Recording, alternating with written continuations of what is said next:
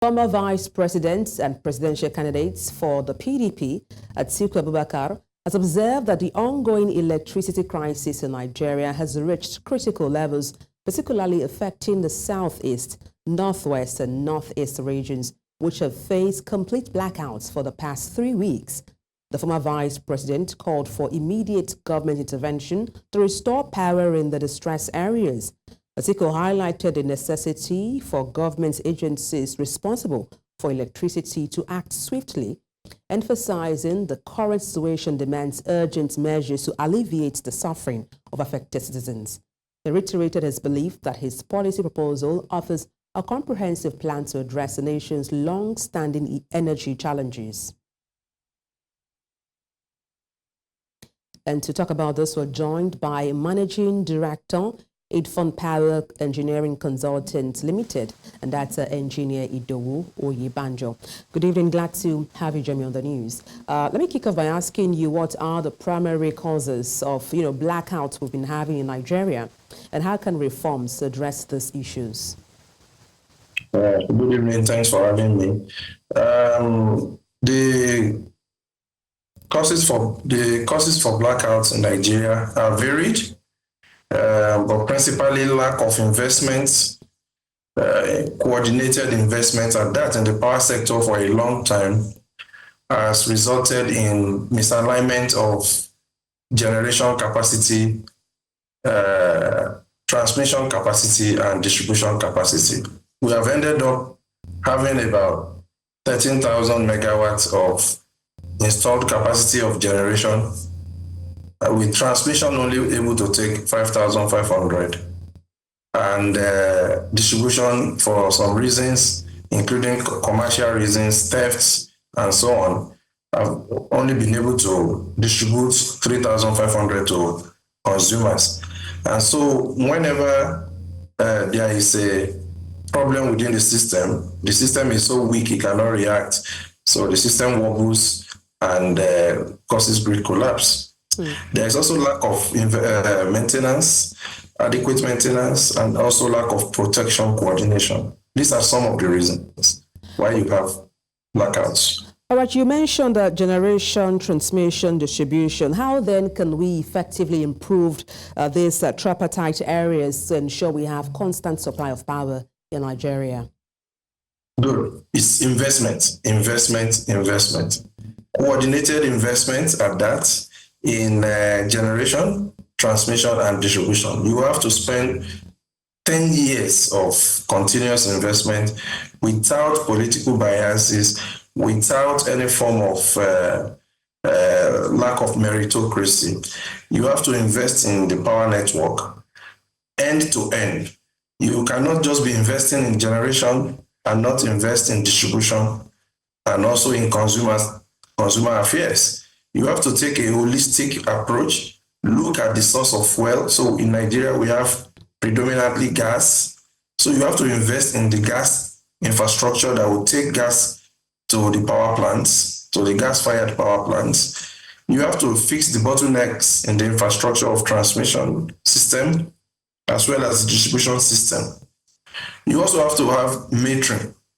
You have to have meters all around the country. All consumers need to be metered, because the absence of metering is causing a lot of chaos in the system. So metering is another form of investment that needs to be done. Another investment that you need to do is what we call the supervisory control and data acquisition. The data paucity in the system is alarming. Supervisory control and data acquisition will make it possible for those who are in charge of grid operation to actually minimize the impact of faults and also quickly correct things so that you do not end up in blackouts. Well, some persons have said we are heavily, we're abundant when it comes to sunshine here in this part of the world. What efforts do you think we can leverage on that? And also, like they say, solar power, how can we leverage on that advantage and generate, constant power supply for us in Nigeria? Excellent. The President Bola Ahmed Tinubu last year on June 9, 2023, signed into law the Electricity Act. The Electricity Act 2023 as amended is clear on what needs to be done. It's supposed to generate a lot of power into the Nigerian energy system using renewables, solar, wind, biomass, landfill, and others. But you have talked about solar, which is very important. We have solar, we have sun here in this part of the world, and yet we are not utilizing it. So this is the time for all states to harness these God-given natural resources and use them to generate power. If we galvanize efforts in this direction, just as it's in the policy of the renewable agenda, definitely we will surmount the problem of grid collapse. Well, the issue of power supply has been a long coming one. Some persons have said it's a matter of, administration. What do you think is the challenge when it comes to electricity supply in Nigeria? Is it a matter of those administering these responsibilities, or just, sheer initiative when it comes to dispersing responsibilities? Well, if you look at power systems worldwide, they are the same. So if you want to have a power system that is functional, that is stable, like the power system of the United Kingdom, of the United States of America, of continental Europe, of China, you need investment, but you also need meritocracy. Meritocracy is absolutely critical. You have to put square pegs in square hole, because if you don't, you will not get a functional power system. So over the years, we have not had investments in the power system to the extent that now we are facing intractable challenges that make us look like 1920s United Kingdom and United States of America.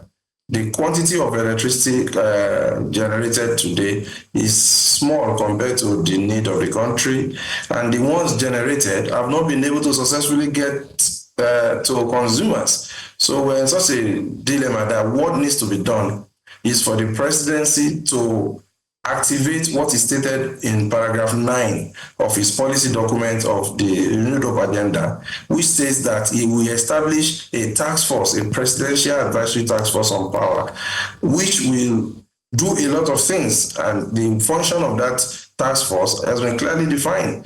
This is what the president needs to activate now, as in yesterday, to make sure that we revamp the power sector and also cause cessation of all these incessant grid collapses. Well, indeed, we hope we have a lasting solution to the power or, blackouts happening in Nigeria.